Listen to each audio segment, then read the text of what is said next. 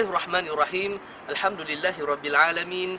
Wassalatu wassalamu ala asyrafil anbiya'i wal mursalin wa ala alihi wa sahbihi ajma'in. Tuan-tuan puan-puan yang dirahmati Allah sekalian, Assalamualaikum warahmatullahi wabarakatuh. InsyaAllah kita akan meneruskan sesi ziarah kita tempat-tempat sejarah di Madinah Al-Munawwarah ini. Dan sekarang kita berada di Bukit Uhud. Dan bila mana menyebut saja Bukit Uhud ini, sudah pasti terbayang dalam pemikiran kita berkenaan dengan satu sejarah yang cukup besar dalam sejarah Islam, iaitu peperangan Uhud. Di sinilah berlakunya peperangan Uhud. Dan peperangan Uhud ini, tuan-tuan perempuan yang saya hormati sekalian, berlaku pada bulan Syawal pada tahun 3 Hijrah. Dan berlakunya peperangan Uhud ini rentetan daripada kekalahan tentera musyrikin di peperangan Badar, iaitu pada tahun kedua Hijrah pada bulan Ramadan. Mereka ini telah merancang untuk membalas dendam. Jadi melalui risikan Nabi Muhammad SAW bahawa tentera musyrikin ini sudah hampir tiba di Madinah Al-Munawwarah ini untuk menyerang umat Islam. Maka Nabi Muhammad SAW mengumpul para sahabat bermesyuarat untuk bagaimana mempertahankan Madinah ini daripada serangan musyrikin Makkah. Maka Nabi Muhammad SAW mencadangkan agar tentera Islam mempertahankan Madinah di dalam Madinah sendiri. Tapi golongan Ansar, orang yang merupakan penduduk asal di Madinah ini, bingkas bangun. Mereka tidak setuju dengan cadangan tersebut. Mereka mencadangkan mempertahankan Madinah ini daripada luar Madinah. Sebab apa? Mereka sama sekali tidak sanggup melihat tanah yang begitu mulia ini ditumpahi darah. Dan antara faktor lain kerana mereka kecewa ataupun sedih tidak dapat mati syahid dalam peperangan Badar yang lalu, hingga mereka tak sabar untuk keluar berjihad dalam menentang musuh ini. Maka Nabi Muhammad SAW setuju dengan cadangan tersebut disebabkan majoriti setuju dengan pandangan tersebut. Maka Nabi Muhammad SAW bangun dan memakai pakaian perang. Bila saja melihat Nabi Muhammad SAW memakai saja pakaian perang, golongan Ansar tadi mula merasai sedih dan kasihan melihat bagaimana Nabi Muhammad SAW terpaksa mengikut cadangan mereka memakai pakaian perang yang dibuat pada besi itu dan terpaksa keluar daripada Madinah. Kemudian mereka pun mencadangkan kepada Nabi, wahai Nabi, ikut sajalah cadangan asal, iaitu mempertahankan Madinah di dalam Madinah, tak perlu keluar daripada Madinah. Apa yang Nabi jawab?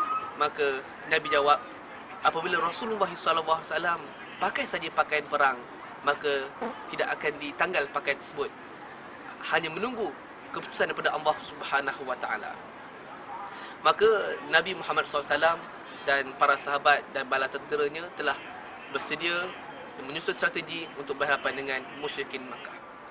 Setelah mendirikan solat Jumaat, Nabi Muhammad SAW bersama tentera muslimin keluar daripada Madinah menuju ke medan peperangan. Dalam perjalanan tersebut, tiba-tiba Nabi Muhammad SAW perasan beberapa orang yang baginda sendiri tidak pernah kenal.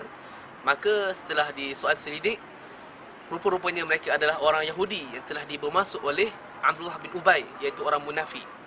Nabi Muhammad SAW memberi pilihan sama ada mereka masuk Islam dan menyertai perjuangan ini, ataupun mereka keluar daripada pasukan tentera Islam. Akhirnya mereka memutus untuk keluar daripada pasukan Islam. Bayangkan tuan-tuan dan puan, daripada 1000 orang asalnya, tinggal 700 orang nak bertempur dengan seramai 3000 tentera musyrikin Makkah. Tapi insya-Allah berpakaikan dengan keimanan yang tinggi, mereka sanggup meneruskan perjuangan mereka. Dan dalam peperangan ini, Nabi Muhammad SAW telah meletakkan seramai 50 orang tentera pemanah. Mereka ini akan diletakkan di sebuah bukit bernama Bukit Ainain, ataupun nama lainnya sebagai Bukit Rumah, iaitu Bukit Pemanah, yang boleh saya tunjukkan di belakang saya ini, bukit yang paling hampir yang ramai orang naik atas. Inilah Bukit Rumah yang mana diletakkan pasukan pemanah seramai 50 orang. Kemudian di belakang Bukit Rumah ini, iaitu yang besar yang mungkin kita boleh lihat tu, ini adalah Bukit Uhud. Dan pasukan pemanah ini dikotai oleh seorang sahabat bernama Abdullah bin Jubair. Dan pasukan ini menerima arahan khas daripada Nabi Muhammad SAW. Apa yang Nabi cakap? Kamu jangan sesekali turun daripada bukit ini, walaupun kamu melihat kami menang, ataupun kamu melihat kami kecundang, mayat-mayat ataupun jenazah tentera muslimin dimamah, dimakan oleh burung-burung. jangan sesekali turun selagi tidak dapat arahan. Maka tibalah pada hari pertempuran, iaitu pada keesokan harinya, hari Sabtu, bila mana tentera musyrikin nak masuk saja medan peperangan, maka bertindaklah pasukan pemanah ini mengacurkan anak panahnya ke arah tentera musyrikin, sehingga kan mereka dengan jumlah yang besar itu tak berani hampir di medan peperangan. Sebab apa? Mereka takut mati, sedangkan tentera Islam sangat bercita-cita untuk mati syahid dalam perjuangan. Apabila melihat keadaan itu, tentera musyrikin mula rasa kalah ataupun lemah. Mereka pun mula berundur daripada medan peperangan. Ada sebahagian mereka dah dalam perjalanan menuju ke Makkah. Melihat pada keadaan tersebut, beberapa orang, sebahagian besar daripada pasukan pemanah ini lupa dengan pesanan Nabi Muhammad SAW.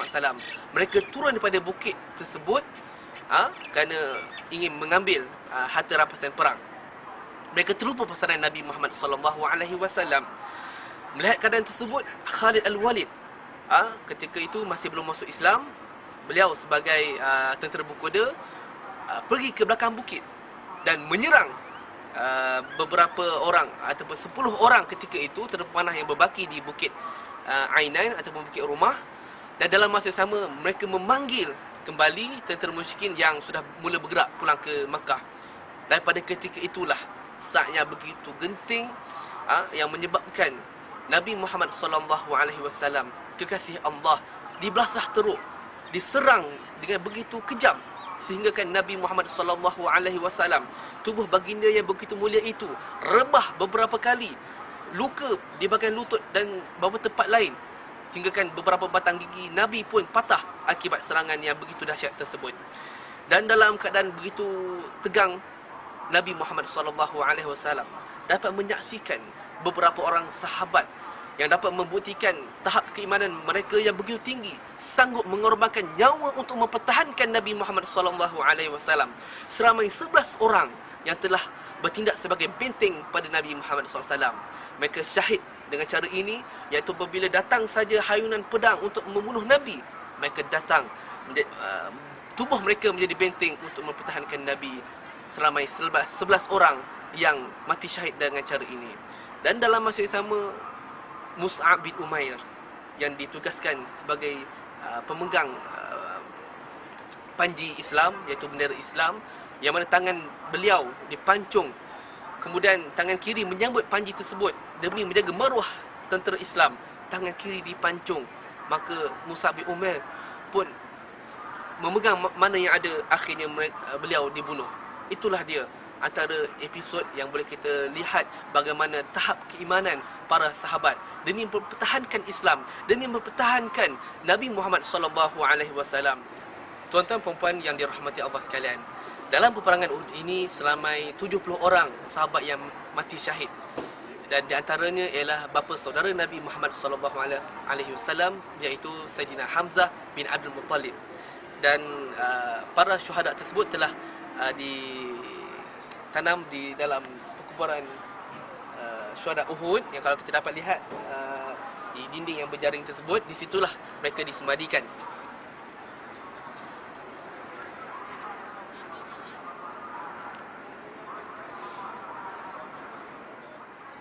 Tuan-tuan perempuan yang saya hormati lagi kasih sekalian, apakah pengajaran yang boleh kita ambil daripada peristiwa peperangan Uhud ini?